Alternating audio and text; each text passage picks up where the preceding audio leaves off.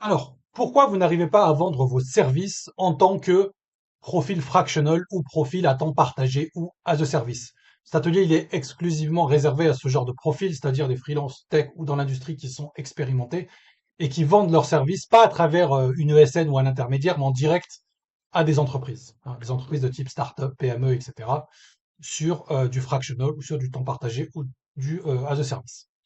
Pourquoi j'ai fait cet atelier? Parce que je sors à l'instant d'une session de coaching avec un DSI fractional et on a parlé de beaucoup de choses et surtout on a parlé des éléments dont je parle à tout le monde, à toutes les personnes que j'accompagne officiellement depuis 2022, officieusement depuis 2013, sur des sujets qui sont toujours les mêmes concernant la prospection, concernant le positionnement. C'est toujours les mêmes. Donc si aujourd'hui vous regardez cette vidéo et que vous êtes en train de bosser sur votre positionnement en tant que fractionneur, vous êtes en train de bosser sur de la prospection, vous essayez de prospecter, ça marche pas, écoutez-la, posez-vous les bonnes questions, analysez la vidéo en profondeur et allez regarder votre profil LinkedIn et challenger votre profil LinkedIn à la vue de tout ce que je vais expliquer aujourd'hui.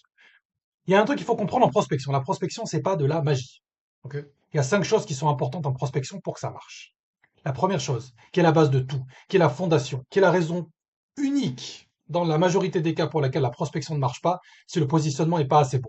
Positionnement, vous en avez sûrement déjà entendu parler en freelancing ou en business, c'est très classique. C'est l'alignement entre le problème que vous résolvez et la cible que vous visez. Ok. Et moi, je vais ajouter un élément de timing qui est important, qui doit être intégré dès le positionnement. On l'oublie trop souvent, ça.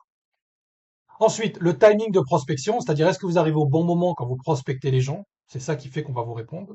Le canal que vous utilisez, LinkedIn, mail, les calls, etc. Le point d'entrée de l'entreprise, type de personne que vous allez viser, un CTO, un DSI, un CEO, un Head of X ou Y. Et enfin, le message de prospection. Ce que vous allez voir dans cette vidéo, c'est que le message de prospection, c'est la cerise sur le gâteau. C'est un détail, en fait. Quand tout ça c'est réglé, votre message de prospection, vous le sortez tout seul. Donc il faut oublier tous les trucs un peu bullshit qu'on voit sur LinkedIn, de voici le super prompt ou le super agent IA qui va vous trouver ou qui va vous écrire le message de prospection parfait, c'est bullshit. Il n'y a pas de message de prospection parfait. L'intelligence business, elle est ici. Quand ça c'est fait, tout le reste, ça découle naturellement. On va les prendre un par un. Le positionnement, c'est-à-dire l'alignement entre le problème et la cible. Une fois de plus, le positionnement, c'est les fondations de tout. Ne faites pas de prospection tant que le positionnement, il n'est pas nickel. Okay. Donc dans le positionnement, on a 2 éléments. On a la partie problème, on a la partie cible, et on va avoir un élément de timing qu'on va venir rajouter. Donc prenez, pendant que vous regardez la vidéo, prenez votre profil LinkedIn et essayez de challenger votre profil par rapport à ce que je vais vous dire. Premièrement, regardez votre cible. Il y a de grandes chances qu'elle soit pas assez spécifique. Startup, c'est pas une cible. PME, c'est pas une cible. Okay. C'est bien, bien, bien trop large. Quand vous bossez votre positionnement, projetez-vous déjà sur l'acquisition de clients. Qu'est-ce que je vais aller prospecter les, je sais pas, 50 000, 100 000, 200 000 startups qu'il y a en France? Ça va me prendre du temps. Il faut vous poser la question, c'est quoi ma cible? C'est dans quel contexte elle est? Dans quel stade d'évolution elle est? Quels sont les éléments déclencheurs qui ont fait elles sont justement dans cette situation aujourd'hui? Posez-vous ces questions en détail. Moi, il y a une question très simple que je pose aux gens pour savoir s'ils sont bons en prospection. Je leur dis pas quel est ton message. Je leur dis c'est quoi ta cible. Si la personne est capable de me donner sa cible avec beaucoup de précision, je sais déjà qu'elle est forte en prospection ou qu'elle va être forte en prospection. C'est très simple. C'est extrêmement simple. Sachant que ça va être un travail itératif, bien évidemment. Donc, bossez sur la spécificité de votre cible. Ensuite, est-ce que votre cible, elle est facilement adressable? Est-ce que vous allez pouvoir la trouver facilement, hein? Je vous conseille, vous connaissez sûrement déjà Sales Navigator, qui est pour moi le meilleur outil de ciblage au monde, qui est un outil de LinkedIn. Sales Navigator, il y a plein de filtres. Okay. Quel filtre on va utiliser? Hein, c'est par rapport à quoi? Est-ce que c'est par rapport au secteur? En général, c'est jamais une seule spécificité. Ça va être une multispécificité. Ça peut être secteur, plus taille, plus contexte, plus éléments déclencheurs, etc. C'est ce niveau de spécificité qu'il vous faut. Si vous n'avez pas ça, vous avez un problème. Vous allez être beaucoup trop large et vous allez vous retrouver devant 250 000 entreprises à prospecter et vous allez être perdu, vous allez perdre votre temps. Et ça se trouve, le problème que vous résolvez est bon. C'est juste que la cible, elle n'est pas bonne. Vous n'arrivez pas dans la typologie de cible qui va être intéressée par ce problème. Okay. Le seul cas où vous pouvez viser une typologie de boîte en entier, c'est si vous adressez un problème que j'appelle universel. C'est quoi un problème universel? Trouver des clients, gagner de l'argent, voilà. C'est un problème que toutes les boîtes ont.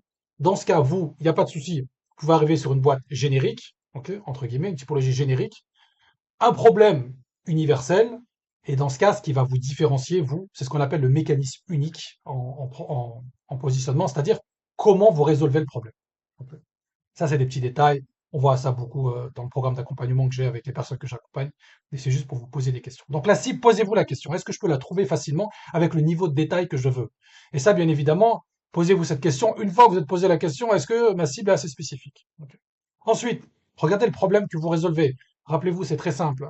Le positionnement, c'est pas compliqué. Le business, c'est pas compliqué. C'est vous, vos services, ils servent à quoi? Ils servent à faire passer votre prospect d'un état A à un état B. C'est tout. Il n'y a pas besoin de faire des choses compliquées. Ce qui sépare l'état A de l'état B, c'est un problème qu'ils ont. Et vous, votre offre ou vos offres vont venir résoudre ce problème, tout simplement. C'est comme ça que ça fonctionne. Est-ce que votre problème est assez douloureux? Est-ce que vous n'êtes pas en train de vendre de la glace à un Esquimau? Posez-vous la question. Hein. Est-ce que vous n'êtes pas en train d'essayer de vendre de la résolution de dettes techniques à des boîtes qui sont early stage? Posez-vous la question, c'est ultra important. En général, on ne le fait pas suffisamment.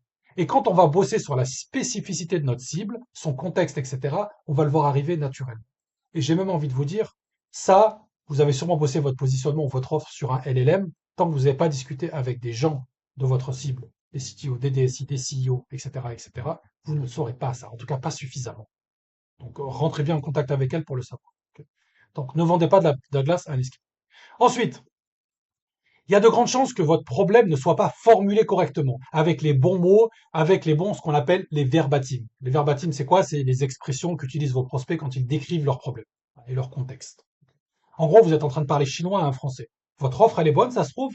Votre cible est bonne. Vous visez un problème douloureux, aucun souci. Le problème, c'est que la langue que vous utilisez, elle est incompréhensible. Et il y a de grandes chances que cette langue vienne des LLM. Et les LLM, ils utilisent des mots un peu bizarres du genre synergie, du genre levier stratégique, du genre personne parle comme ça, en fait. Robuste, personne parle comme ça. Une fois de plus, rentrez en contact avec des gens de votre cible, sinon vous allez avoir un problème de formulation. C'est bête à dire, j'ai très très souvent eu des freelances en call, dans mon programme, etc. Le seul problème qu'ils avaient, c'était un problème de formulation. C'était le seul problème. Leur offre était bonne, leur ciblage était bon, il était spécifique, ils le formulaient mal.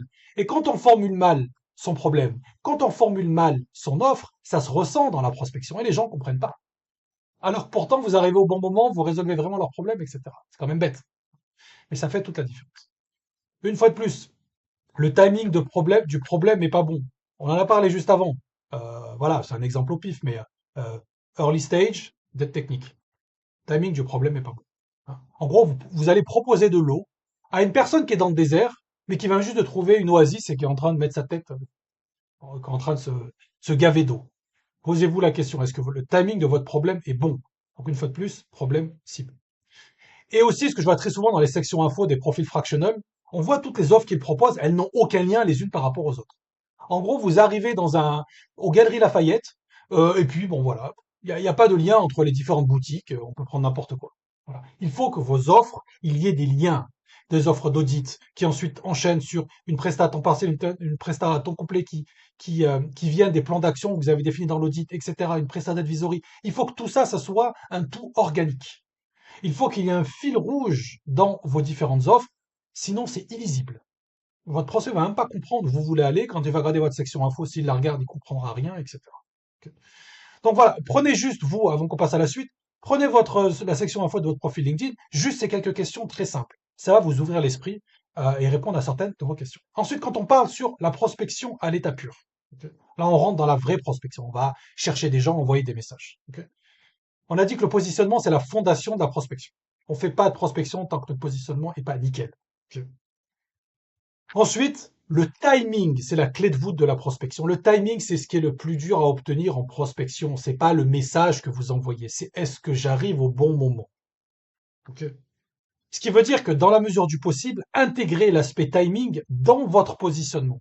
C'est-à-dire, vous allez peut-être, je sais pas, vous êtes un ex-engineering manager, et vous voulez viser des boîtes qui sont en train de scaler, qui ont grossi, qui ont fait x2 sur leur équipe tech depuis un an. Vous savez les types de problèmes qu'ils ont à ce moment-là, vous allez tacler ça. Et là, ce timing, là, on peut trouver ce genre de boîte. Sur 16 navigateurs, on peut trouver ce genre de boîte. Donc, vous allez arriver au bon moment. Okay. Donc, essayez dans la mesure du possible d'intégrer le timing et l'adressabilité dans votre positionnement Ça facilitera le travail quand vous allez prospecter derrière. Donc avant d'envoyer des messages ou quoi que ce soit, le positionnement, on en a parlé, mais aussi passer du temps sur le ciblage. Passer du temps à trouver les bonnes boîtes qui vont bien pour éviter d'envoyer des messages à n'importe qui. Le canal. Aujourd'hui, en 2026, le multicanal est obligatoire. LinkedIn plus mail, ça marche bien pour la plupart des cibles quand on fait du fractional. Le cold call peut être intéressant dans certains cas. C'est pas ma spécialité, je vais pas en parler, mais le cold call peut être intéressant dans certains cas. Peut-être sur certains secteurs, certaines tailles de boîtes, etc. Ça peut être intéressant. Mais LinkedIn Puma, vous allez pouvoir faire beaucoup de choses déjà. Le point d'entrée dans l'entreprise. Qui est-ce qu'on vise dans la boîte? Ça peut paraître bête, hein, mais vous devez savoir qui. Parce que vous visiez un CEO, un CTO pour venir en complément de ce qu'il fait, un DSI, un head of, etc. Vous devez parler la même langue que lui, vous devez comprendre comment lui voit les problèmes, etc., etc. Et ça, vous faites ça lors du positionnement. Ok. Donc vous voyez bien que tout ce qu'on fait dans le positionnement, c'est-à-dire on va identifier le problème que l'on résout, euh, la cible que l'on vise avec beaucoup de détails, le point d'entrée, comment elle s'exprime, etc. Tout ça fait que derrière, en prospection, on saura déjà quoi faire.